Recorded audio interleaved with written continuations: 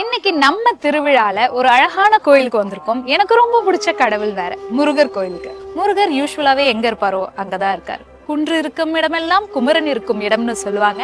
மலை மேல இருக்காரு. எங்க அப்படின்னா மலையடிப்பட்டி ராஜபாளையத்துல இருந்து ஒரு 23 கிலோமீட்டர் தொலைவுல இருக்கு. இங்க நாளைக்கு கும்பாபிஷேகம். இன்னைக்கு நைட்டே இங்க ரொம்ப விசேஷமா இருக்கும்னு சொன்னனால நாங்க நைட்டே கிளம்பி இங்க வந்தாச்சு. இப்போ நாங்க மலை ஏறி மேல போய் முருகனை பார்த்துட்டு திரும்பி காலையிலயும் வந்து முருகனை பார்க்கலான் இருக்கோம். எவ்வளவு பெரிய மலைன்னு பாத்துட்டீங்களா? எத்தனை படிக்கட்டு இருக்கும்லாம் எனக்கு ஐடியா இல்ல. முதல்ல படிக்கட்டு இருக்குமானே நாங்க ஏறும் போதுதான் தெரிய போகுது. போய் பார்ப்போம். பார்க்கலாம். மலையப்ப சுவாமி கோயிலுக்கு வந்திருக்கோம். இப்பவே எல்லாரும் வர ஆரம்பிச்சிட்டாங்க. ஒரு கோயில் கும்பாபிஷேகத்துக்கு நைட்டே வந்து எல்லாரும் இங்கேயே தங்கி காலங்காத்தால நடக்க போற கும்பாபிஷேகத்தை பாக்குறதுக்கு எல்லாரும் மலை ஏறவும் ஆரம்பிச்சிட்டாங்க. நம்மளும் அவங்களோடய சேர்ந்து மலை ஏறிடுவோம். முதல்ல பிள்ளையார போய் கும்பிட்டுலாம். ஓகே,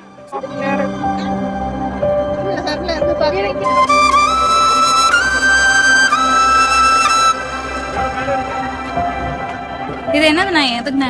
தீர்த்தம் எடுத்துட்டு வராங்க. நீங்க தீர்த்தம் மேல எடுத்துட்டு எங்க இருந்து எடுத்துட்டு வரீங்க? கும்பகார அருவியில இருந்து எடுத்துட்டு வரோம். தேனில இருந்தா? தேனியில இருந்து கும்பகார அருவியில இருந்து. ஒருத்தர் ஒரு இடத்துல இருந்து வருவாங்களா இல்ல நீங்க தேனில இருந்து வரீங்க? நாங்க தேனியில இருந்து வரோம். எங்க சொந்த ஊர் வந்து பெரியகோட்டைங்க. பழனி பக்கத்துல இருந்து பெரியகோட்டை, அங்க இருந்து வரோம். அதனால நீங்க கும்பகர அருவியில இருந்து சாமிக்கு தீர்த்தம் எடுத்துட்டு தண்ணில தான் சாமிக்கு அபிஷேகம்? ஆமா, தண்ணில தான் அபிஷேகம் பண்ணுவோம். எல்லாரும் எல்லா இடத்துல இருந்து எடுத்துட்டு வருவாங்க. வேற வேற அவங்க ஊர்ல இருந்து எல்லாம் வேண்டுதல் பண்ணி எல்லாம் எடுத்துட்டு வருவாங்க. நாங்களே எடுத்துட்டு வந்துருக்கோம். சரிங்க.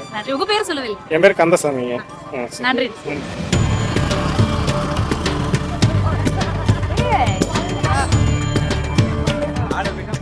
சமைக்கிறாங்க பிரசாத். ஸ்ரீ அன்னதானம் பிரசாதம்.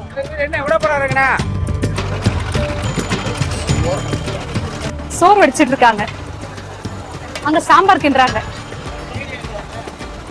அன்னதானத்துக்கு சமைச்சிட்டு இருக்காங்க. அங்க என்னென்ன சமைக்கிறீங்க? தக்காளி பல்லாரி மட்டும்தான். பாசி பருப்பு மணக்குது. மல்லிப்பொடி, வத்தப்பொடி, அவ்வளவுதான். இறக்கும் போது சீரக பொடி, கொஞ்சமா சீரக பொடி, அவ்வளவு தாளிச்சோம்.